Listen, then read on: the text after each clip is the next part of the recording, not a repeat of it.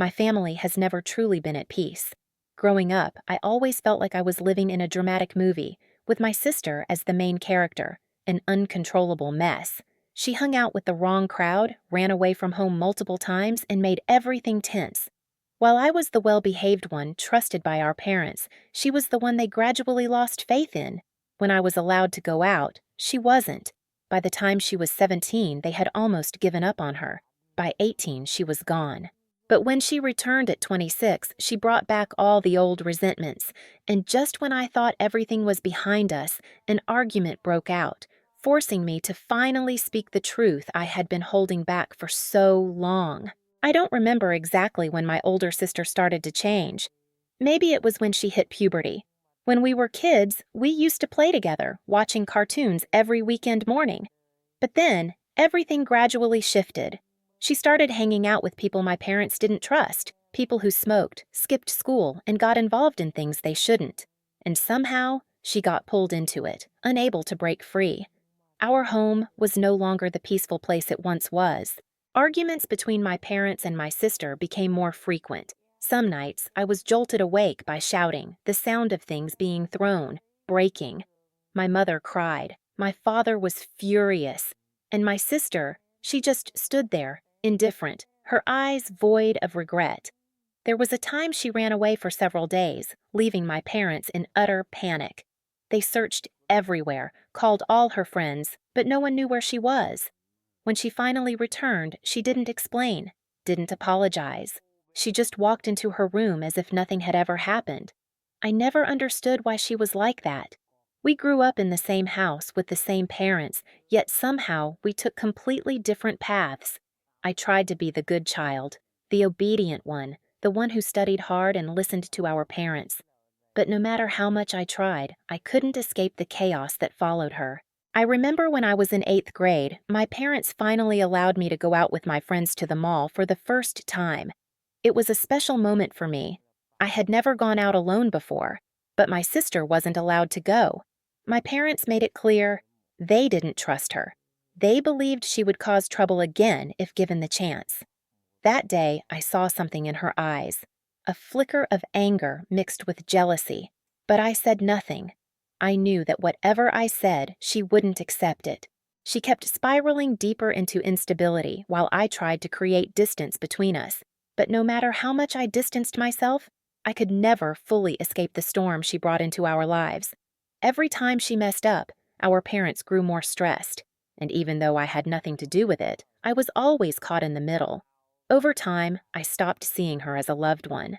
Instead, she became like a storm, unpredictable, uncontrollable, and guaranteed to leave destruction wherever she went. I had grown used to the chaos she carried, but I would never accept it. Even though my older sister might not realize it, her actions slowly eroded our parents' trust. They tried, many times, to bring her back on track, but in return, they got only resistance, indifference, and mistakes too severe to forgive. After enduring her outbursts so many times, I could see that our parents were exhausted. They no longer tried to advise or scold her because they knew it was useless. She wouldn't listen. She didn't want to listen. She wanted to live her life on her own terms, regardless of the consequences. But that didn't mean our parents didn't care. On the contrary, I believe they cared too much. That's why their disappointment was even greater. I remember the exact moment when our parents started to let go. She was 17 years old, the first time I saw them lose hope. That day, another major argument broke out. I don't recall the exact reason, but it was like every other fight. She screamed that they didn't understand her, and they responded with exhaustion and disappointment. But this time, my mother didn't cry, and my father wasn't as angry as usual. They just looked at her, silent for a long time, before my father finally spoke words I will never forget. "We can't do anything more." That sentence echoed in my head like a warning bell signaling collapse. My sister looked at him, seemingly a bit stunned. But within seconds, her expression returned to its usual defiance. She didn't say anything, just walked away as if she didn't care. But I knew she felt the shift. From that day on, everything changed. Our parents stopped trying to control her. They no longer asked where she was going or tried to stop her from making reckless decisions. They accepted the truth. They couldn't save her if she didn't want to be saved. Things got even worse when she ruined my mother's wedding dress, a cherished keepsake my mother had always treasured. I don't know why she did it, whether it was an accident or deliberate, but for my mother, it was the final straw. When she saw the torn fabric, she didn't cry, she didn't yell. She simply stood there, silent in her pain, then carefully folded the dress and placed it back in the closet. From that day on, she no longer looked at my sister with the eyes of a mother hoping her daughter would change. That look had been replaced with resignation. A year later, when my sister turned 18, she left home. There was no dramatic fight, no one forcing her to go. She just vanished, as if it was inevitable. My parents didn't search for her, nor did they try to make her stay. They were drained. I remember asking myself then, would she regret it? But perhaps, even if she did, she would never admit it. For me, that moment didn't feel like a loss. I wasn't sad. I didn't cry. I didn't feel like the house had become emptier. I just felt relieved. After years of living in the chaos she created, for the first time, I could finally breathe. But life is never that simple. She was gone, but our story wasn't over. Because 8 years later, she came back, bringing old resentments with her and once again disrupting our lives in a way I had spent so long trying to forget. When my sister left at 18, I thought it was over.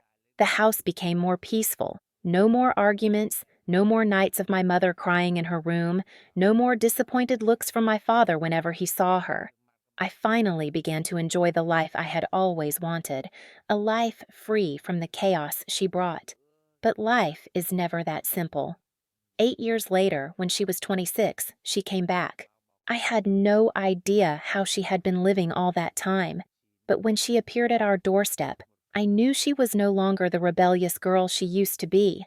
She seemed calmer, more stable, yet there was still something about her that put me on edge, a past that had never truly rested. My parents had changed a lot since she left.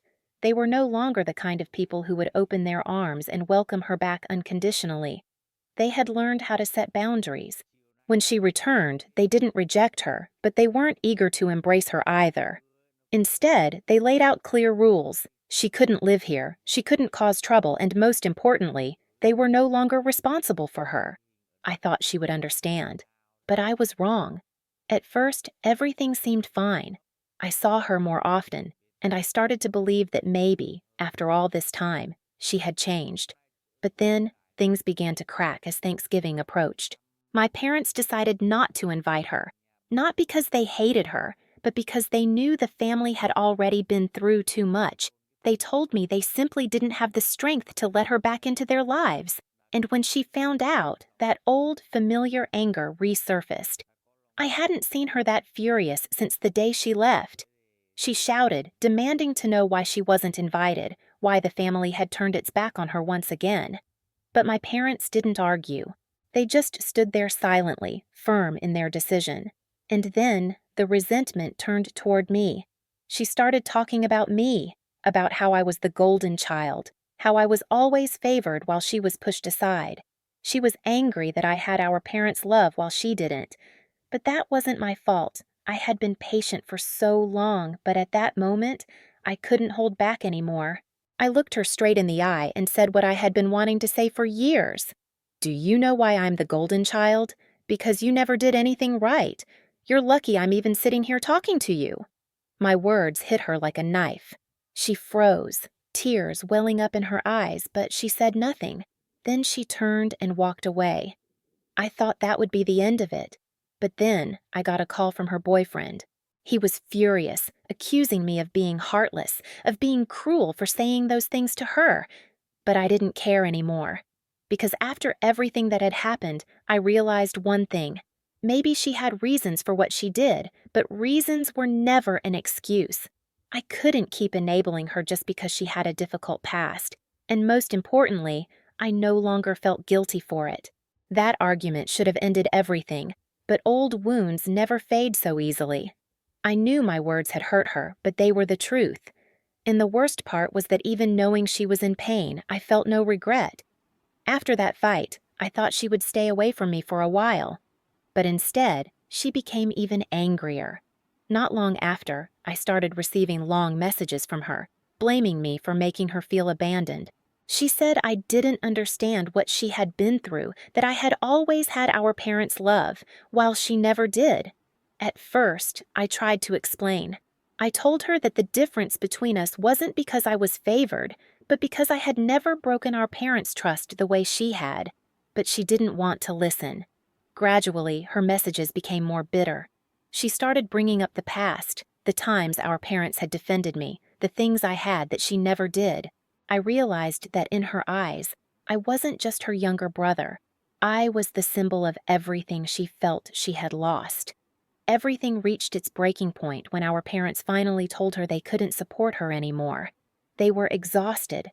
They didn't want to live under the constant stress she brought into their lives.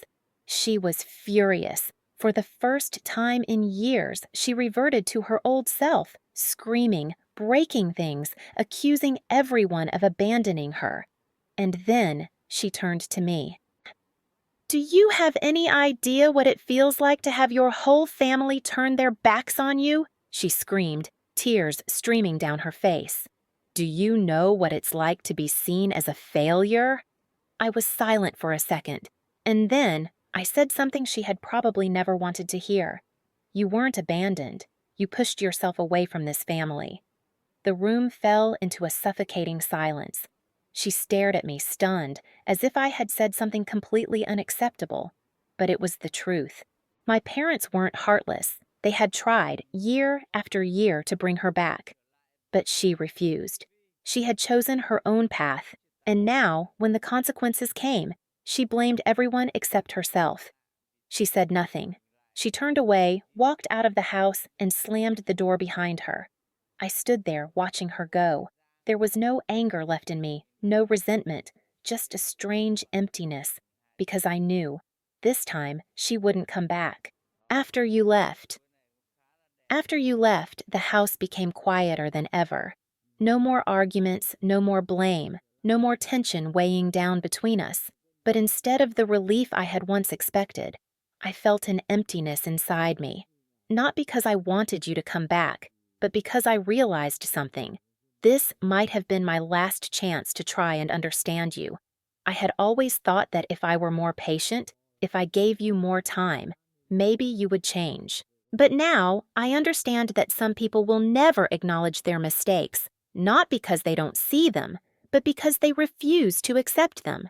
After that final argument, I spent a long time reflecting on the past. I remember watching you destroy things without a hint of regret. I remember the nights our mother cried in her room, the days our father sat in silence, disappointment heavy in his eyes. I remember the moment you tore apart Mom's wedding dress, as if you wanted to prove that you could do anything without consequences. Growing up, a part of me always wanted to understand you. I tried to justify your actions, to put myself in your shoes. But eventually, I realized that while there may have been reasons for what you did, those reasons were never an excuse. Mom and Dad loved you. They gave you chances to make things right, but you rejected them all. And I, too, tried. I held on to some semblance of forgiveness for you, but I can't keep living with the guilt of being the golden child or of being the one our parents trusted more. I can't take responsibility for your bad choices. After that day, you never reached out to me again. No angry messages, no frustrated phone calls, just absolute silence. Maybe, at last, you understood that I'm no longer the younger brother who used to give in just to keep the peace.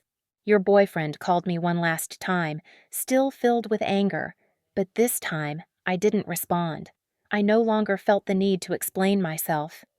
I have spent years living under the shadow of your chaos, and now I choose to let go. Maybe in another world, in different circumstances, we could have been the kind of siblings who grew up together in harmony, who shared everything with each other. But that's not our reality. Now, I no longer care whether you think I'm the villain. I no longer care whether you feel abandoned. I spent my entire childhood chasing after you, trying to understand you, and in the end, all I got in return was pain. And now, I choose not to let myself be hurt anymore. I don't hate you, but I no longer want you to be a part of my life.